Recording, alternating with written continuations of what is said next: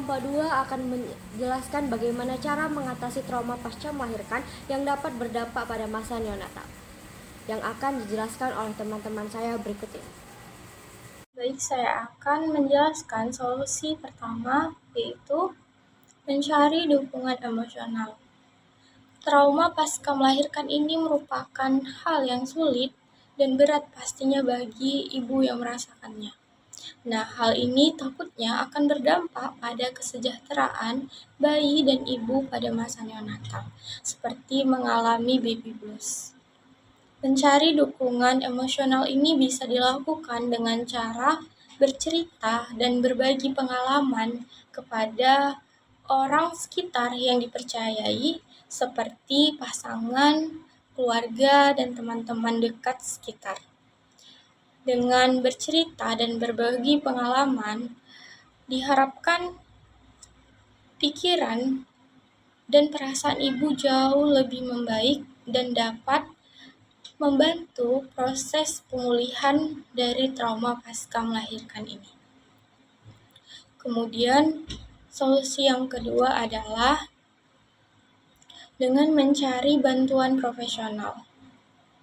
Hal ini merupakan hal yang penting dalam proses penyembuhan atau pemulihan dari trauma pasca melahirkan. Dengan mencari bantuan profesional seperti dari terapis atau konselor, kita dapat mengetahui cara terbaik bagaimana menghadapi trauma pasca melahirkan ini. Mungkin seperti diberikan terapi dan mendapatkan bantuan yang bisa mengurangi pikiran atau efek traumatis yang dialami oleh ibu ini. Jadi dengan melakukan hal itu, diharapkan dapat membantu proses pemulihan dari trauma pasca melahirkan ini. Baik, materi selanjutnya akan disampaikan oleh teman saya. Terima kasih.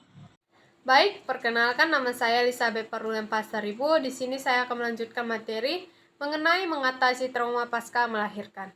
Yang ketiga ada menjaga gizi dan istirahat yang cukup. Setelah melahirkan, menjaga gizi dan istirahat yang cukup sangat penting untuk pemulihan ibu. Ada beberapa hal yang perlu diperhatikan saat ibu sudah melahirkan. Yang pertama, gizi yang seimbang. Konsumsi makanan sehat dengan gizi seimbang sangat penting untuk memenuhi kebutuhan nutrisi ibu. Pasca melahirkan, pastikan ibu mengonsumsi makanan yang kaya akan protein, vitamin, mineral, serat, dan air. Makanan sehat seperti sayuran, buah-buahan, biji-bijian, ikan, dan daging tanpa lemak dapat membantu mempercepat pemulihan ibu. Yang kedua, istirahat yang cukup. Setelah melahirkan, ibu membutuhkan waktu untuk istirahat dan pemulihan. Istirahat yang cukup membantu tubuh ibu untuk pulih dari kelelahan dan trauma persalinan. Dan yang keempat, ada mengikuti terapi atau konseling pada trauma pasca melahirkan. Setelah melahirkan, beberapa ibu mungkin mengalami trauma pasca melahirkan yang dapat mempengaruhi kesehatan mental dan emosional mereka. Mengikuti terapi atau konseling dapat menjadi langkah penting dalam pemulihan mereka. Berikut adalah penjelasan mengenai mengikuti terapi atau konseling pada trauma pasca melahirkan. Yang pertama, tujuan terapi atau konseling itu, terapi atau konseling pada trauma pasca melahirkan bertujuan untuk membantu ibu mengatasi perasaan, stres, kecemasan, depresi, atau gangguan mental lainnya. Terapi ini juga dapat membantu ibu memahami dan mengelola perubahan emosional yang terjadi pasca melahirkan. Baik, saya akan melanjutkan kepada teman saya. Solusi yang kelima adalah menjaga gizi dan pola istirahat yang sehat adalah salah satu hal yang penting dalam menjaga kondisi fisik dan kesehatan kita. Nah, solusi yang keenam itu adalah melakukan konseling kepada para ahli yang telah terlatih untuk dapat membantu Anda dan mengatasi trauma melalui terapi kognitif, terapi bicara, dan terapi lainnya. Oke, selanjutnya yaitu yang ketujuh, berolahraga teratur. Aktivitas ini dapat mengurangi tingkat stres dan dapat meningkatkan kesejahteraan mental.